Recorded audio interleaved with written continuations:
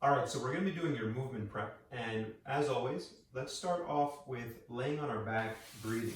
So knees up, feet on the floor. Remember, you can give yourself a little traction, push your low back into the ground, shoulders away from the ears, and let's take 5 breaths here. I'm going to go ahead and inhale for 3, exhale for 6. So breathing in, breathing out. Breathing in, let those ribs expand. Breathing out.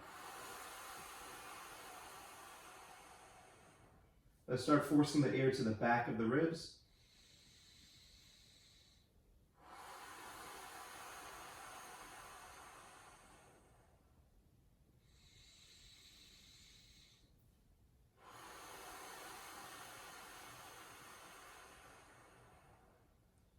One more.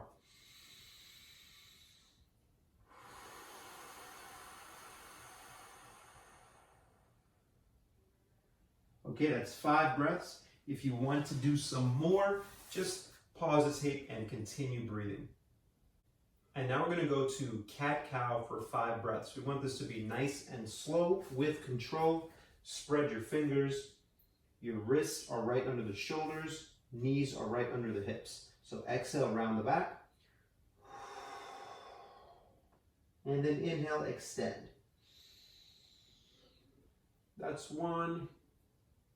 Exhale, rounding the back. And inhale, extend. Here's 3 coming up, big exhale. And inhale.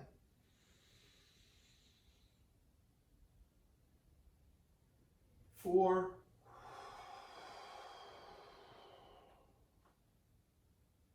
And 5.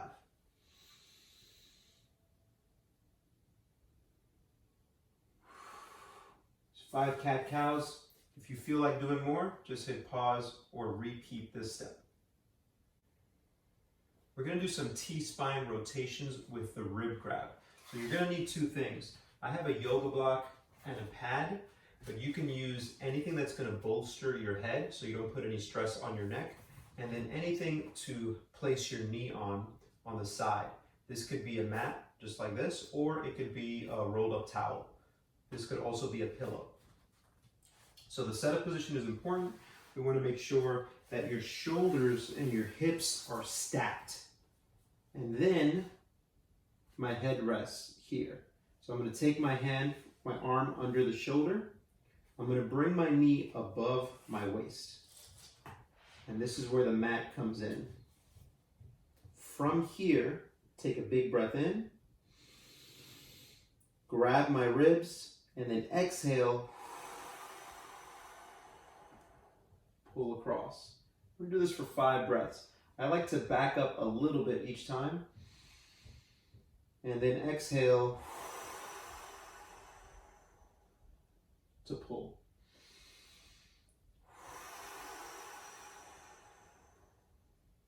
And with each exhale, I'm getting a little bit more range of motion.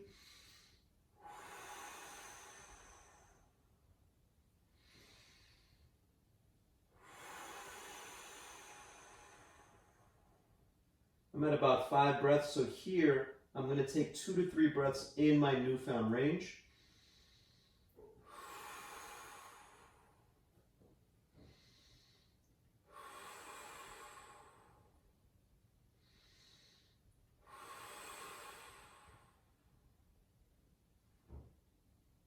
And the other side. I'm actually going to do this facing the opposite direction so that you can see what it looks like from the other side. So again, this is bolstering, so my neck is not being strained. My shoulders are squared up. Stacked. Hips are stacked. Top knee bends above the hips, and I hold with the bottom hand. Grab my ribs with the top hand. Exhale.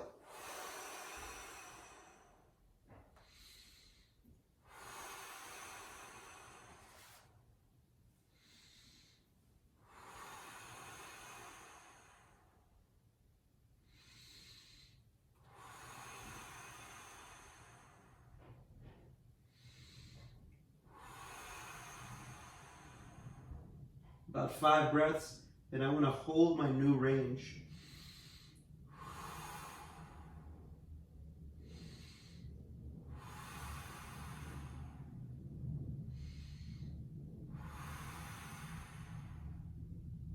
For a cycle of 2 to 3 breaths.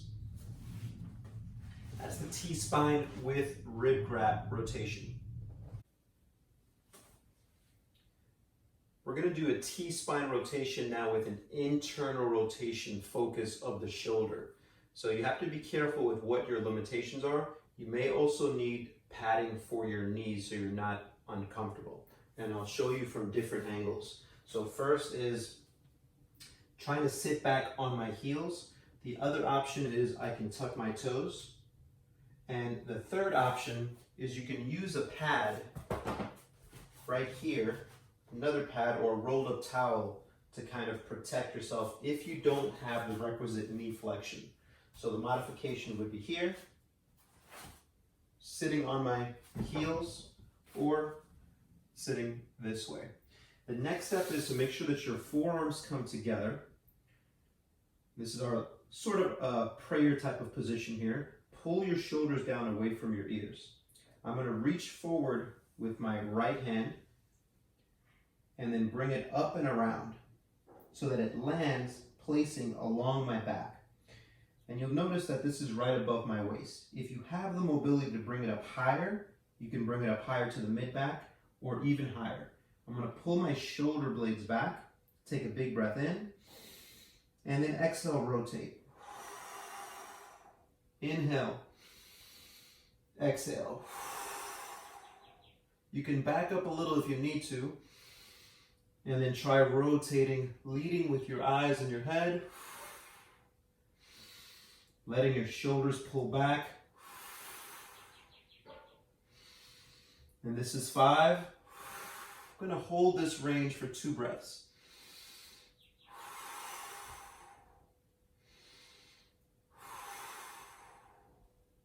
Okay, resetting back to this baseline position.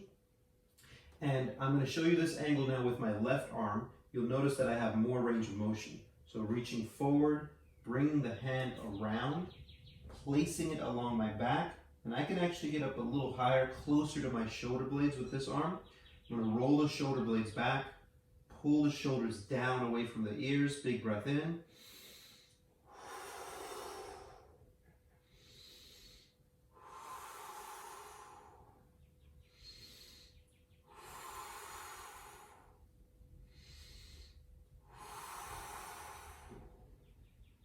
Using this forearm, the down arm, I'm pushing that into the ground. I'm going to hold my end range.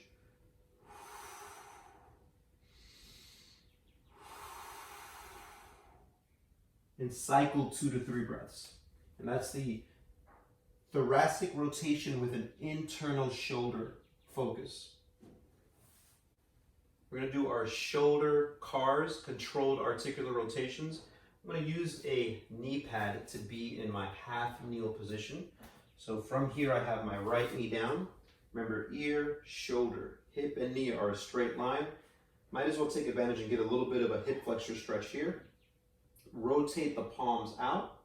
Bicep comes into my center line by the ear. Circle around. And I end up with my thumb pointing back, pinkies forward, and my palm towards the camera. Rewind. This is full shoulder extension. Start rotating.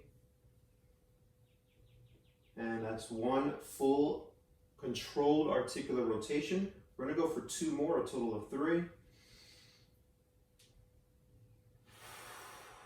My hand is placed on my belly here so that I don't rotate my torso.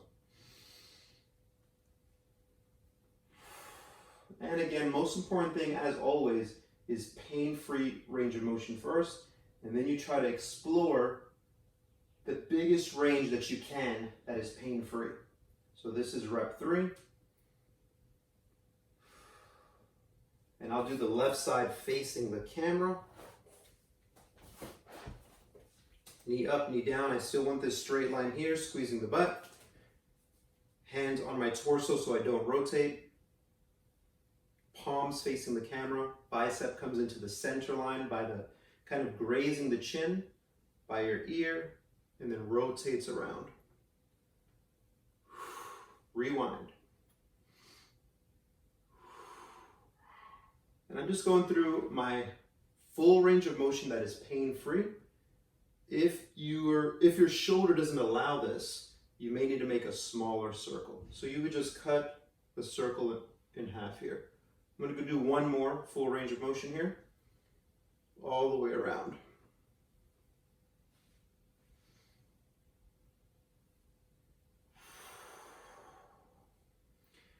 Since we have this pad, we're going to do some elbow CARS. So my elbows are going to be touching my side. I'm going to spread my fingers as wide as I can. Then I'm going to rotate palms out, continuously rotating out as I extend the elbow. Then I rotate palms in. I'm still trying to provide that rotation in, even as I bend the elbows. So rotate out, extend, rotate in, bend. And then we rewind it opposite direction. So we rotate in, extend, rotate out, bend. Spreading those fingers as wide as you can. I'm going to do wrist circles now, wrist CARS. So my forearms are flat. They should not move. They should not rotate this way. So you want to balance something on your forearm visually. You can imagine it's a glass of water, and you don't want that little glass spilling over. So from here, I'm going to turn in towards the pinkies, down, out, up, back in, down, out, up. Now we're going to go in and up, out, down, in, up, and around. I'll also do some stuff for our fingers. Spread the fingers as wide as you can. Show you from two different angles here. And I'll have my thumbs going circles, two directions. My index finger, middle finger, ring finger, pinky finger. And then just kind of spread that out. After spending some time doing wrist and finger articulations, we want to expand our range of motion on the wrist. So spread your fingers as wide as you can. Place them on the floor. If you lean forward, you're going to get a bigger stretch. The further you lean back, the less stretch you have. To test your active wrist extension, you're going to straighten out your fingers, spread them, and then flex or extend the wrist so the fingers are coming towards the forearm. Then you're going to place your hands on the floor. So that's your actual active range of motion. You don't have to lean any further forward. From here, you're going to take and put force from the area from the knuckles all the way up to the fingers, and you're going to press that into the ground. You would imagine that from that area, you were in the beach and you're just trying to make an indentation with that part of your hand into the floor. So from here, take a big breath in, exhale, start pressing even the thumb all the way to the pinky, pressing into the ground. And we want to get a contraction about 50% of your max effort or whatever is pain-free. So if it has to be a little less, that's fine. You can do a little more, also okay. But I'm at about 50% of my max effort. I'm pressing and I'm holding for 10, 9, 8, 7, 6, 5, 4, 3, 2, 1. Now I'm going to take that same area from the knuckles up to the fingers and try picking them up off the ground while driving my forearms, contracting this tissue towards my fingers. And you'll notice if I'm able to pick up my fingers, that means I still have some more range of motion to work with. So I'm going to pull myself forward and then rest. Take 2 cycles of breath here. And one more round of this isometric contraction. So from the knuckles to the fingertips, I'm going to start pressing that into the ground, all the way to the fingertips, about 50% of my max effort, and I'm holding this for 10, 8, 7, 6, 5, 4, 3, 2, 1. Now I'm trying to pick up that area from the knuckles up to the fingers, trying to make it reach my forearms, and I'm contracting all this tissue to pull myself forward. I'm not driving my body forward, I'm contracting the tissue in front of my wrist. And then relax. And just ease into your newfound range of motion. It may only be an inch or a centimeter, and that's fine, but you're building strength here. If you feel comfortable, you can cycle through a couple more rounds of this. Once you're done, ease off, shake the wrist off, do a couple of controlled rotations for the wrist, and move your fingers around. We're going to be doing a tall kneeling rotation with an anterior or front-loaded object. I have a kettlebell here, but if you don't have a kettlebell or a dumbbell, you could also use your laundry detergent jug or Clorox jug, or if you've got a gallon of water, something just to hold in front. What we want to do is make sure that your knees are comfortable. So you can use a pad for your knees, but we want to have the knees just outside of the hips. So if you see me from the side here, I've got my feet touching and my knees out. So I'm making sort of a triangle with my lower body. Place the weight in front of you. Make sure that you're able to grab it. Have your shoulders not necessarily pinching back, but don't have them drooping forward. So stay active here. Try to get the top of your head to reach the ceiling. We'll start off with just some neck turns. So with this load in front, you'll be looking side to side and exhaling.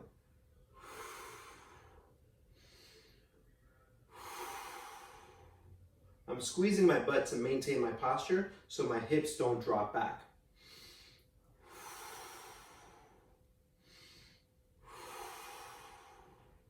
Now we're going to add a rotation of the upper body while maintaining the weight in front. So I'm rotating, kind of turning my upper body, the shoulders turn, exhaling. And we'll do 2 of each. Make sure you're squeezing your butt, not letting your hips turn, or not letting your hips sit back. Now we're going to rotate the upper body with the weight and bring the weight with us. I'm squeezing my butt. That makes sure that my low back doesn't move.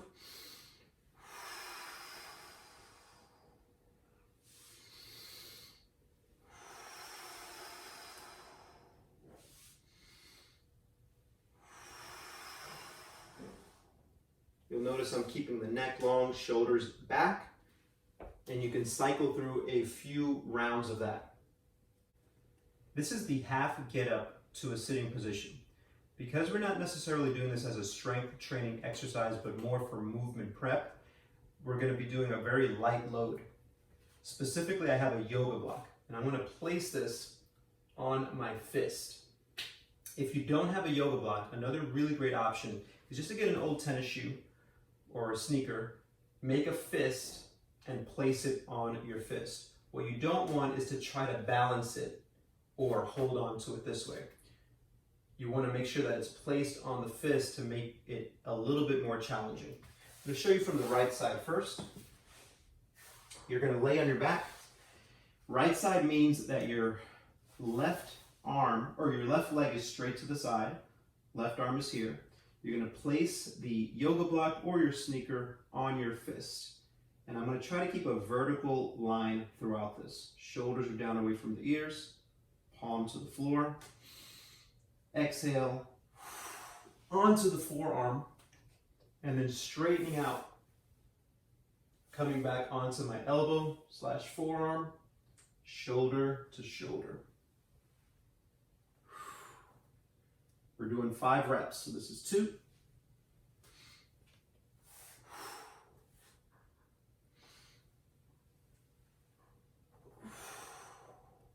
Initiate this with a roll to your center. Roll to the center. My right butt cheek comes off the ground. And I maintain a vertical forearm. Here's rep 4.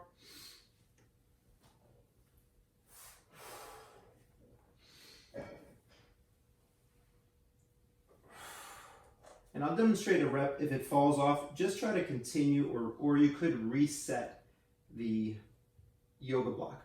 So this is what happens if your forearm is not vertical. Or if you make too much of a jerky motion. I'm going to still stay on this direction so you can see what it looks like with the left arm up. So my left fist, balance the yoga block or tennis shoe on your fist. Left knee is up, right arm is straight to the side. Initiate by rolling to your center and then sitting up. To the forearm, all the way to the palm, shoulders away from the ears. Controlled breathing throughout.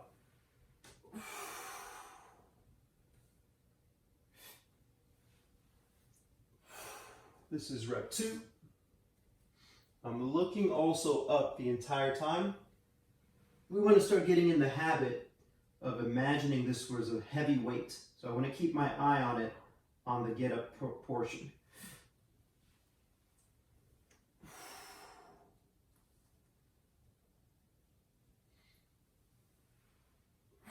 Let's do 2 more.